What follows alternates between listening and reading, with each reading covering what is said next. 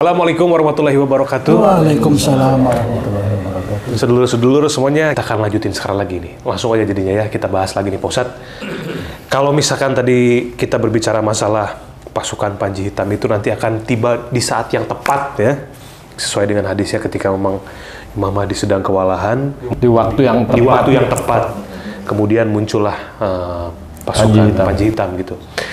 Nah berarti pasukan Panji Hitam ini sudah akan memenuhi takdirnya melawan nih Pak Ustadz. Apakah yang, karena kita nggak tahu pasti jumlahnya ya, anggaplah 12 ya. Apakah 12 ini mampu mengalahkan, nah dari 70.000 itu, sebelum pasukan Panji Hitam ini muncul, yang real nih gitu ya. Sisa berapa ya? Itu apakah sudah ada yang kalah dulu gitu Pak Ustadz? Pasukan Dajjal 70.000 misalkan tinggal 63.500 lah. Apakah memang jadi 70.000 jadi 69.999. Nah itu apakah ada yang bisa mengalahkan atau mungkin tetap full 70.000 sehingga akhirnya hanya tersisa Al-Mahdi dengan pasukan Panji Hitam yang betul-betul Allah takdirkan untuk muncul di situ. Kalau menurut Pak Ustadz? Ya, bismillahirrahmanirrahim.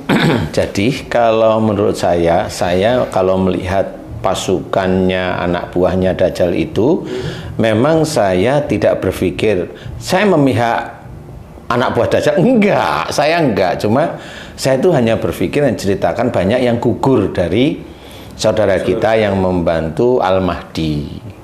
Nah, kalau di pasukannya Dajjal, yang saya itu berpikirnya begini loh Mas, yang ringan.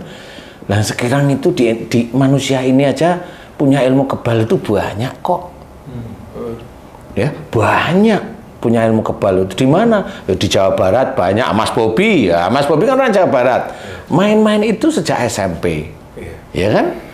Di mana lain tempat di Banten banyak, ya kan? Kemudian di mana daerah-daerah Purwokerto, kemudian daerah Banjarnegara itu banyak saya amati gitu. Kemudian daerah Kalimantan banyak, daerah Sulawesi banyak, daerah Bali banyak, Lombok ya banyak. Sebenarnya banyak, Sumatera juga banyak, Palembang itu banyak sekali. Itu baru manusia biasa, yang dia itu mendeklar saya bukan pasukannya Dajjal, ya. Dia punya ilmu kebal. Gimana kalau yang pasukan Dajjal gitu maksud saya. Betul.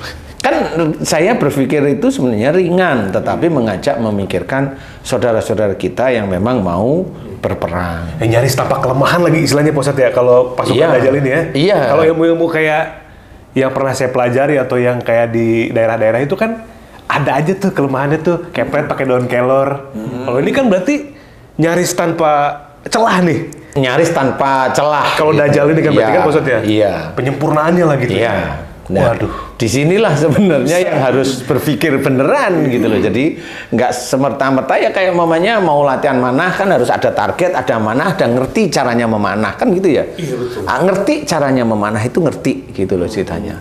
Kemudian pada saat memanah target diam dan bergerak itu juga beda lagi. Ada masuk ke tingkat berikutnya. Nanti memanah pakai kuda ada tingkatan lagi kan begitu ya. Nah ini juga sama, berperang itu sama seperti itu.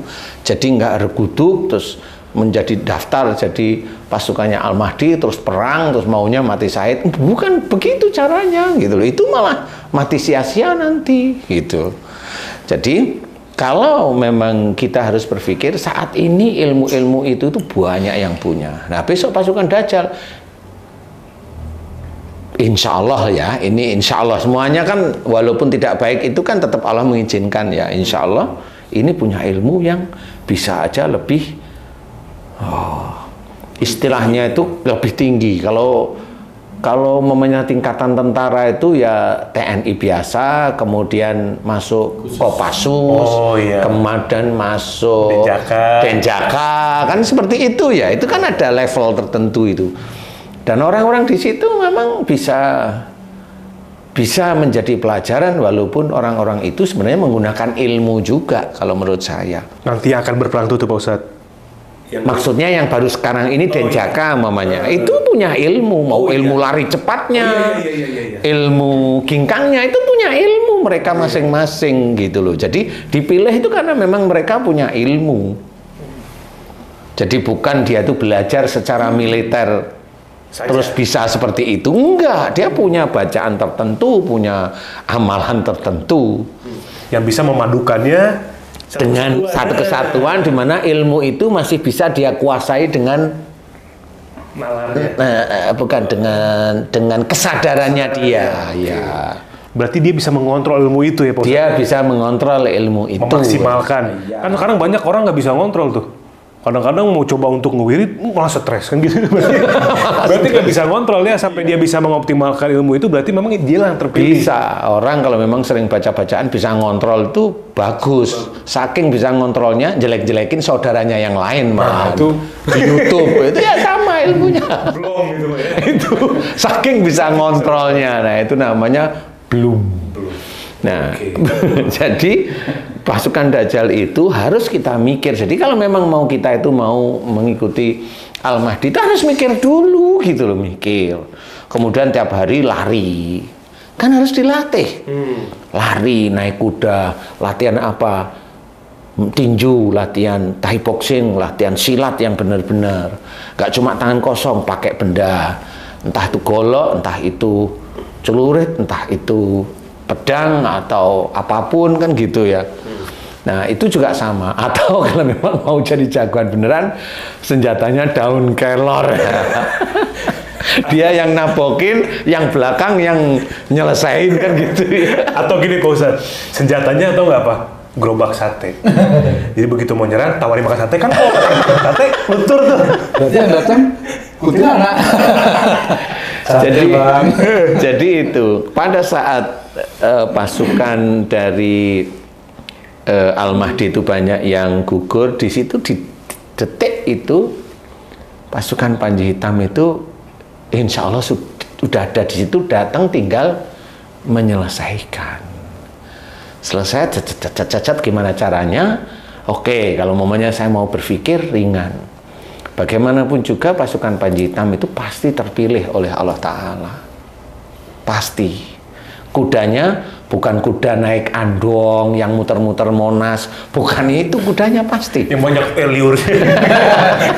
Iya. Bukan kuda-kuda seperti itu. Kuda itu pasti dipilih oleh Allah Ta'ala. Kudanya itu dipilih. Ya, jadi bukan kuda-kuda biasa. Saya mikir, ini dari hadis ini saya mikir, ini pandainya Allah mengatur nanti. Menurut saya ya, menurut saya ini, sehingga kudanya dipilih. Kemudian pedangnya pasti itu bisa di atas pedangnya Salahuddin Al-Ayyubi, pasti di situ bisa menghancurkan ilmu-ilmunya anak buahnya Dajjal. Bisa juga barangkali dari 3 meter atau 2 meter itu dibeginiin bisa aja langsung tergores mamanya atau bagaimana. Tanpa harus ngadu pedang seperti itu. Saktiannya di situ. Iya, dari Allah Ta'ala. Kalau itu jelas sekali dari Allah Ta'ala. Nah, di titik-titik itulah yang harus kita pikirkan. Kalau memang Panji Hitam itu sudah ada di dalam hadis Nabi, pasti Allah sudah mempersiapkan. Sama seperti mempersiapkannya Al-Mahdi nantinya. Insya Allah seperti itu. Jadi bagaimana entah itu 12, wah saya juga, karena orang kan bisa bercerita ada yang 312, ada yang 12, ada yang kurang barangkali, atau panglimanya aja Panji Hitam ya datang walau saya nggak ngerti sendiri. Tetapi ya saya berpikir kalau memang itu mau sendiri, mau 10, mau 12, ini memang tetap di atas izin Allah, dan dialah yang bisa menyelesaikan. Menurut saya dialah yang bisa. Makanya pasti pedangnya beda, pasti kudanya itu bukan kuda biasa, kuda ronggeng kayak gitu ya. Kudanya pasti dipilihkan. kuda khusus ya. Kuda khusus. Limited horse. Nah, ini Pak Ustadz. Limited horse. Dajalnya juga disiapin Limited kali. edition. Dajalnya juga disiapin Allah kali ya. Siapin untuk ngelawan itu. Berarti kalau nih Pak Ustadz, ada beberapa sedulur-sedulur yang nonton video ini kemudian merasa, apa jangan-jangan saya? Itu boleh-boleh aja berarti ya Pak Ustadz? Ya boleh-boleh aja. Kalau saya boleh-boleh aja. Nah, sekarang kan tadi Pak Ustadz bilang bahwa harus punya keahlian khusus selain bermain pedang. Kalau misalnya sekarang ada orang yang, wah saya mau persiapan sekarang, mulai latihan panah, latihan pedang, kemudian mulai mempelajari ilmu-ilmu tertentu. Karena kan tadi Pak Ustadz bilang ini bukan sembarangan nih. Itu gimana Pak Ustadz? Misalnya dengan wiridnya, atau dengan ilmu turunannya, gitu ya, dengan khodam-khodamnya. Nah itu saran Pak Ustadz gimana? Karena kan, ya kan mikirnya begitu kan, oh iya ini Dajjal nih, punya keilmuan yang luar biasa. Oh saya harus pelajarin dari sekarang. Gimana? Sementara kan kalau yang Panji Hitam itu jelas dari awal Pak Ustadz bilang itu kan dari Allah. Sudah dipersiapkan ya, kudanya kah, baik itu pedangnya dan lain sebagainya. Gimana Pak Ustadz, kalau ada orang berpikir seperti itu? Ya, kalau berpikir kan ya bebas-bebas saja. Wong saya sendiri ngomong jangan, ya tetap berpikir begitu. Saya ngomong, silakan. Mau adu ilmu dengan anak buah Dajjal besok menjadi pasukan, boleh saja. Ya, ayo kebal mana? Antara anak buah Dajjal, umpamanya dari Israel, umpama. Ini saya dari daerah Jawa, umpamanya. Aing mah, gitu ya kan gitu ya. Boleh silakan, nggak apa-apa. Dari Bojong Kosong gitu. Aing Abah Hideng gitu namanya. Dia yang punya pimpinan pondok, muridnya udah ribuan, semuanya bisa melayang kan gitu ya. Boleh-boleh saja. Boleh-boleh aja, nggak apa-apa. Kalau saya kan nggak bisa ngomong apa-apa. Saya di sini itu nyantai, kita tetap berpikir karena memang benar-benar harus berpikir menghadapi Dajjal itu, berpikir sama seperti kita itu mau dekat kepada Allah Ta'ala kan harus berpikir. Bagaimana ibadah kita bisa diterima oleh Allah Ta'ala ya kalau kita niatnya lillahi ta'ala. Jelas, lillahi ta'ala itu jelas, harus di semua kesempatan. Nah, sama mau kita itu mau jadi anak buahnya Al-Mahdi, yang saat ini itu biasanya dikatakan Ahlul Bait, ya itu juga harus memikirkan bisa nggak kita, kan gitu ya. Apakah Panji Hitam itu muda-muda semua? Wallahualam, nggak ngerti. Nggak ngerti saya. Apakah setengah tua? Ya nggak ngerti. Apakah tua-tua mamanya? Pendekar-pendekar tua itu yang kepilih? Ya wallahualam, saya nggak ngerti. Saya nggak ngerti beneran. Maksudnya saya nggak ngerti ini, asumsikan boleh-boleh aja ya, karena banyak teman-teman dakwah itu dari Afghanistan pasti gitu, yang nanti akan menyeberang ke Laut Merah kalau nggak salah ya, seperti itu. Kemudian bisa ada dari yang seneng mendengarkan mimpinya Al-Qasim, ya Qasim ya, itu ya wah berarti dari Pakistan ya, boleh-boleh aja sih, boleh-boleh aja. Tapi yang jelas kalau kita mau berpikir tentang Panji Hitam, ini tetap beda. Karena apa yang dia kerjakan, di Panji Hitam kerjakan itu pasti atas izin Allah. Jadi pada saat mamanya Panji Hitam itu datang, pada saat Al-Mahdi ini memang betul-betul hatinya butuh bantuan. Sudah adakah the real Panji Hitam saat ini menurut Pak Ustadz? Maksudnya gimana? Panji Hitam yang sebenarnya dengan apa yang Allah berikan seperti kudanya kah? Kemudian pedangnya, kemudian pasukannya mungkin. Kita berbicara pemimpinnya dulu. Menurut Pak Ustadz sendiri? Kalau menurut saya, walau a'lam ya, saya ya istilahnya, karena banyak yang mengaku-ngaku Panji Hitam, ya kan. Karena gitu ini ya. pasti beda dengan Ahmadi. Kalau Ahmadi kan mungkin dia tidak tahu bahwa dia ini Ahmadi kan. Tapi kalau Panji Hitam yang real ya Pak Ustadz ya? Ya. Tahu pasti kan dia kan? Bisa aja tahu, bisa aja kemudian dia menyimpan, bisa aja namanya. Saya kan nggak pernah ketemu, yang ketemu saya itu hanya cuma saya punya temen kan gitu ya. Temen saya itu bisa menghilang. Menghilangnya itu ada di komunitas raja-raja jin, kayak umpamanya Nuswantoro itu itu yang saya pernah cerita. Saya dengar dari dia cerita. Nah, si raja-raja jin ini yang di Nusantara ini sebenarnya itu malah berkiblatnya itu nanti juga mau ke Ahmadi. Lah, Kan saya dengar gitu loh, kamu emang bener. Saya dengar sendiri mereka ngomong seperti itu gitu loh. Itu. Tapi Al-Mahdi yang di mana ini?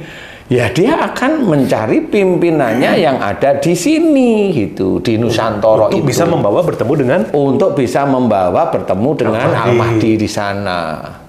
Gitu. Nah, saya juga nggak tahu. Ini benar-benar yang di sini apa Nusantara itu kan Brunei masuk, Malaysia masuk, Kamboja masuk, Vietnam masuk, kan begitu ya.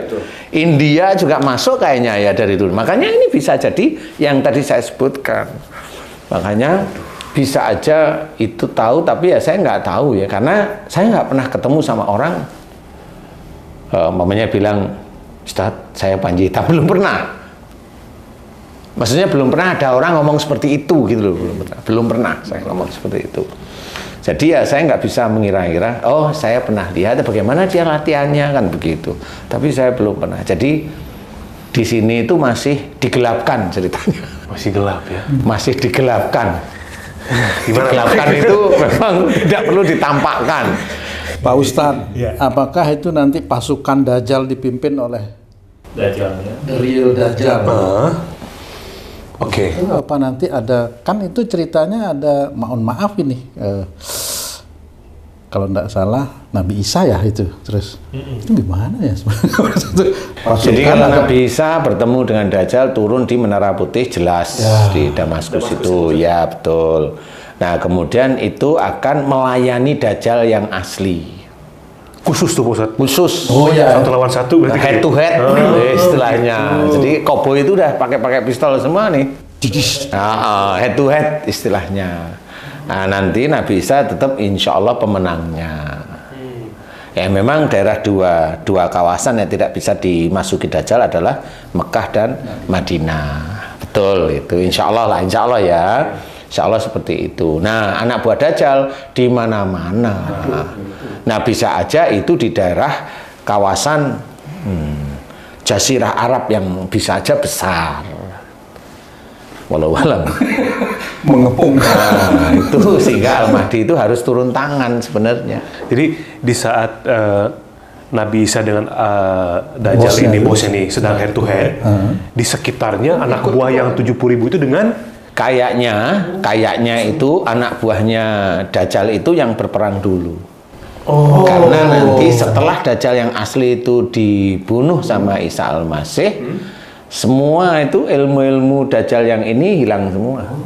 Anak buah Dajjal. Anak buah Dajjal itu ilmunya hilang kayak manusia yang ada anak buah Dajjal di dalam yang tidak terlalu dominan istilahnya, seperti terkoneksi gitu Pak Ustadz. Iya, seperti terkoneksi seperti itu. Pertanyaannya Pak Ustadz, apakah masing-masing anak buah Dajjal ini sadar bahwa dia ini kesurupan nggak sih? Maksudnya itu kesurupan ya jatuhnya Pak Ustadz? Dia tuh kesurupan. Kan iya kan kesurupan ilmu Dajjal nih. Nah, berarti kan itu kan sudah dilihat dulu dari jauh-jauh hari, oh si ini kan gitu Pak Ustadz. 70.000 sudah dipantau mungkin dari sisi apa ya? Keimanan yang kurang apa gimana kali gitu apa? Ya bisa aja. Ya bisa di Indonesia bisa aja. Karena dia merasa imannya kuat ya bisa aja malah jadi anak buah Dajjal karena dia merasa keimanannya kuat malah ngerendahin saudara-saudara lainnya. Lah itu kan nggak boleh sebenarnya. Justru karena merasa imannya kuat juga merasa kan bukan imannya yang kuat. Dia merasa imannya kuat sehingga dia menjatuhkan saudara-saudara yang lain, memfitnah dan sebagainya. Itu kan sama sebenarnya Mas. Itu sama sebenarnya. Ya itu nanti kita lihat aja. Kita lihat sampean. Berarti besok itu orang-orang kayak gitu tuh otomatis ya Pak Ustadz ya. Di masa itu langsung zut gitu. Otomatis. Iya, kayak kesurupan. Iya, sudah jadi pasukannya. Ngeri ya. Waktu itu YouTube udah nggak ada kali itu.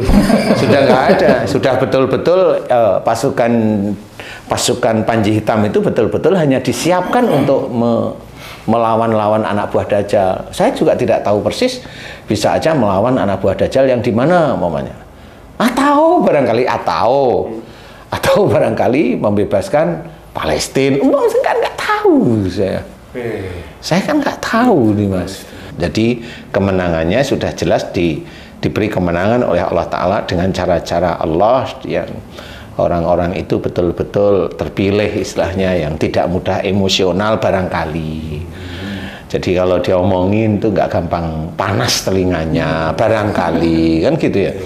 Karena apa? Karena pedangnya itu kan menakutkan. Kalau umpamanya Panji Hitam ada sekarang, wah itu orang digubat gabitin pedangnya kan ya mati semua itu nanti. Kalau ada di sekarang dan dia telinganya panasan, emosional. Lah itu kan langsung pergi aja, dia naik R8 King umpamanya. Itu lagi main tahun kan gitu nih, marah sama itu dibuat, nggak mungkin. Seorang Panji Hitam itu yang emosional itu insya Allah nggak mungkin. Bisa mengontrol Pak Ustadz ya, mengontrol emosinya. Insya Allah menurut perkiraan saya seperti itu. Makanya Panji Hitam ini kayaknya memang dialah yang menjadi master istilahnya di setiap peperangan. Ini tuh ya, Pak Ustadz, kayak kalau aku nih, kayak tadi kan Pak Ustadz cerita, insya Allah nanti Dajjal dikalahkan oleh Nabi Isa gitu ya. Jadi sebetulnya ini sudah ada senario, sudah ada. Ini kayak saya syuting Pak Ustadz. Syuting kan udah ada nih episodenya, endingnya. Oh, misalkan endingnya pergi ke negara tetangga misalkan. Tinggal ada pemainnya, tinggal proses syutingnya, tinggal berjalan, tinggal tayang. Iya sih Ustaz?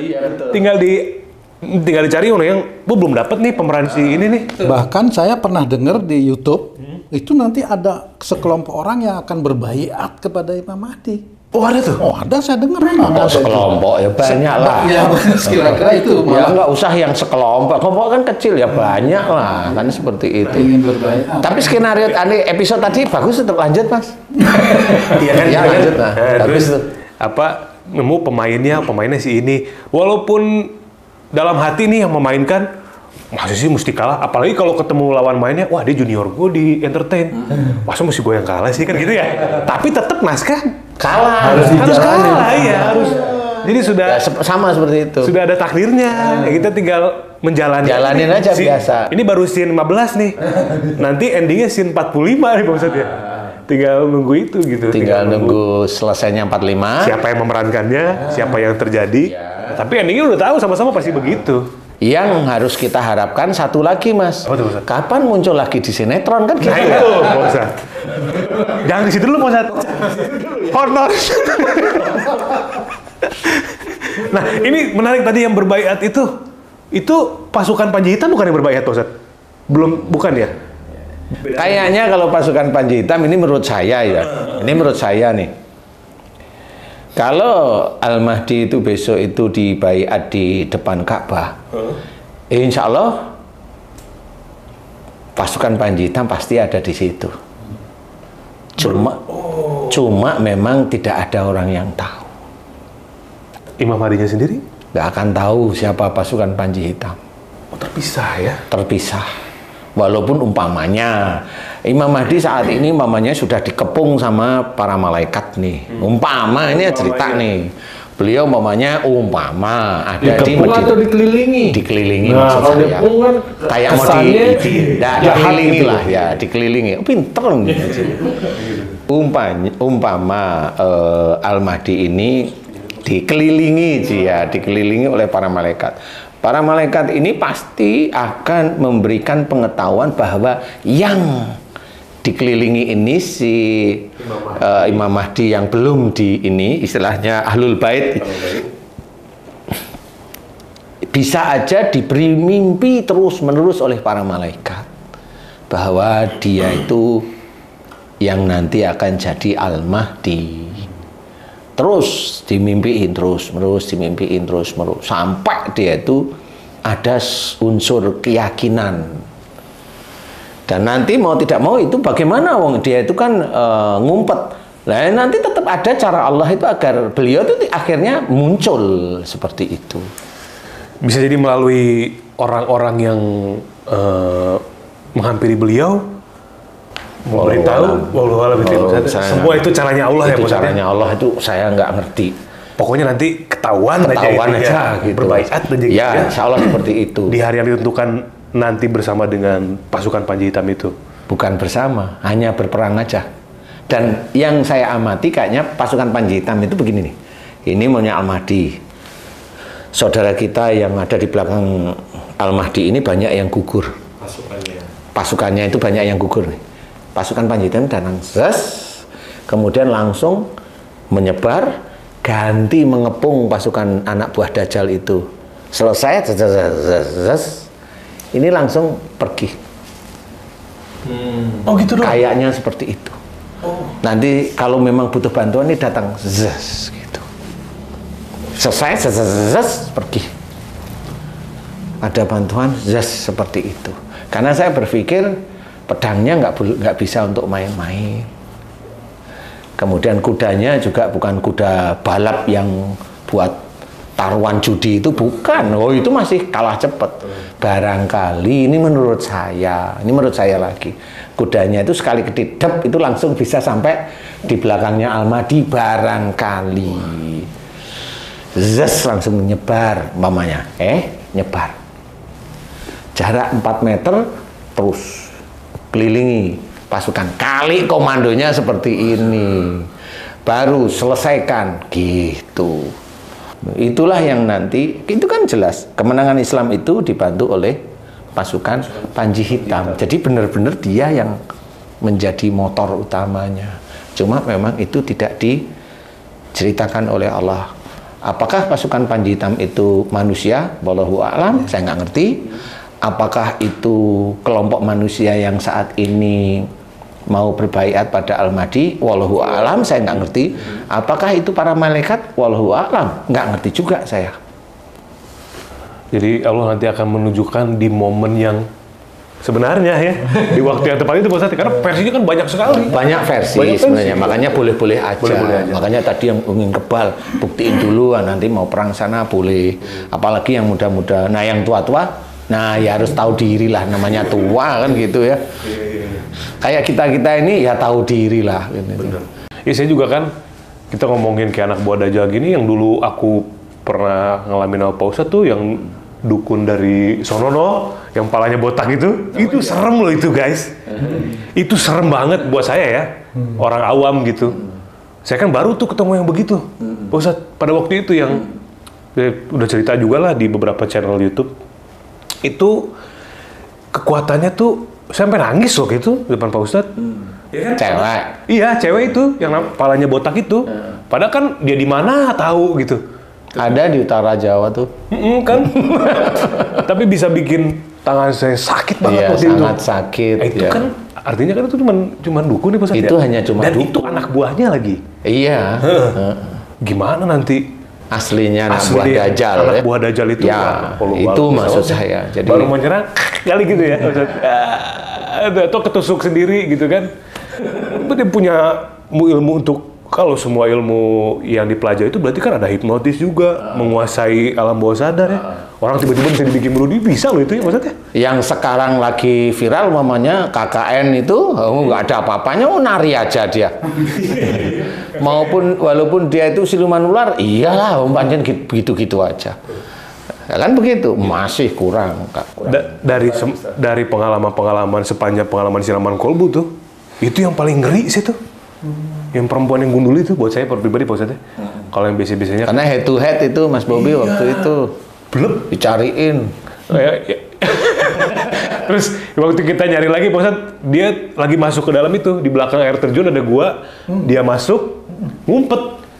Karena waktu itu COVID ya. Dan dia tuh nyelesain kontrak terakhir untuk nyantet orang sekali lagi. Habis itu dia mau di jadi dalam gua itu udah karantina kali ya. Udah nggak mau nyantet lagi. Udah nggak mau nyantet lagi. Terakhir dia nyantet karena dia pikir dia juga takut kali, bisa takut juga sama COVID. Dia bisa takut. Yang juga takut itu ilmunya sehingga dia terbawa sebenarnya itu. Iya. Di belakang, kalau di Jawa kan yang dukun-dukun yang lain kan, kalau waktu itu saya ini ya begitu ya. Tapi yang itu tuh ngeri gitu loh Pak Ustadz. Ya Allah. Itu dibaca-bacain itu gimana Mas Boy? Yang mana tuh? Itu dukun itu? Enggak. Ya? Jadi aku tuh nangis di depan Pak Ustadz, karena kan Pak Ustadz bilang, belajar Mas gitu kan.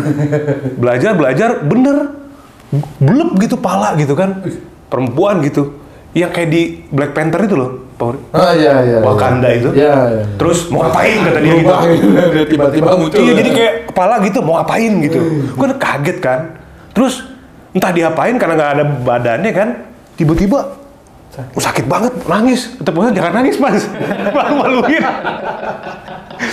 Akhirnya biasa sistem apa namanya itu kalau ini tuh Ustaz barter. Ada ancaman juga dari beliau kan, macam-macam tak bunuh. Tapi kalau saya ngelepasin ini saya nggak diapa-apain ya. Barternya begitu. Ya kalau itu nggak diapa-apain, kita jadi ini aja. Udah lepas. Sakitnya tuh berapa hari itu. Tahu tuh, itu baru itu tuh yang saya langsung ya. Iya seperti itu. Makanya kalau anak buah Dajjal kan nggak bisa untuk main-main ya Mas ya. Jadi kayaknya saya bisa kurang lebih menggambarkan itu kan orang masih takut COVID, dia juga udah berhenti nyantet. Itu pun ilmunya seperti itu. Ya benar maksudnya. Jadi jangan mata gelap seperti itu. Makanya ya kita tidak tahu persis bagaimana, tapi intinya si Panji Hitam itu berapa jumlahnya wallahu a'lam, ada yang 300 lebih, ada yang 12, ada yang 10, ada yang satu kayak apa? Lone wolf namanya ya, sendiri gitu deh.